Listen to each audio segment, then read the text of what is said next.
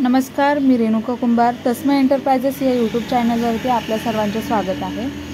RTEसाठी उद्यापासून अर्ज भरता येणार आहे. RTEमध्ये जो बदल करण्यात आला होता त्या बदलाला स्थगिती देण्यात येऊन पूर्वीपार जी चालत आलेली RTEची नियमावली आहे ती पुन्हा सुरू करण्यात येणार आहे. RTE प्रवेश प्रक्रियेअंतर्गत नवीन प्रवेश प्रक्रिया उद्या शुक्रवारपासून विद्यार्थ्यांचे अर्ज भरण्यासाठी ऑनलाईन पद्धतीने सुरू होणार आहे.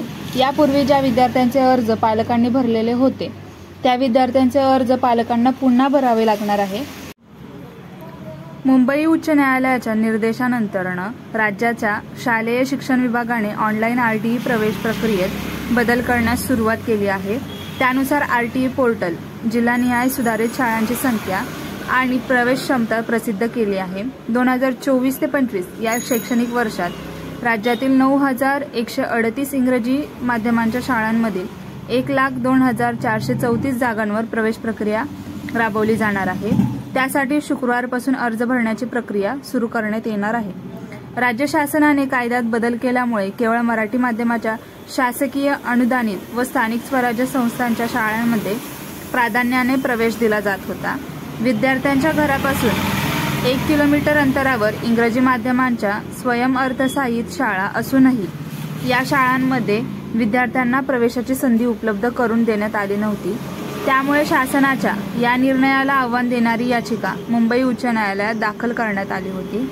न्यायालयाने राज्य शासनाच्या 9 फेब्रुवारी 2024च्या अधिसूचनेला स्थगिती दिली.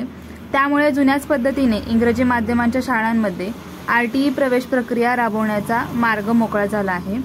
सध्या RTE प्रवेशासाठी अर्ज करण्याची लिंक बंद आहे, परंतु पालकांना पुन्हा नव्याने अर्ज भरण्यासाठी शुक्रवारपासून संधी दिली जाणार आहे.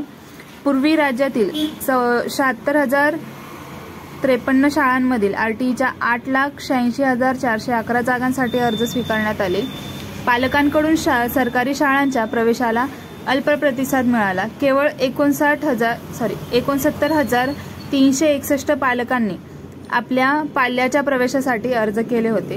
आता इंग्रजी माध्यमांच्या शाळांमध्ये प्रवेश दिला जाणार असल्याने अर्जांच्या संख्येमध्ये वाढ होण्याची शक्यता व्यक्त करण्यात आली आहे.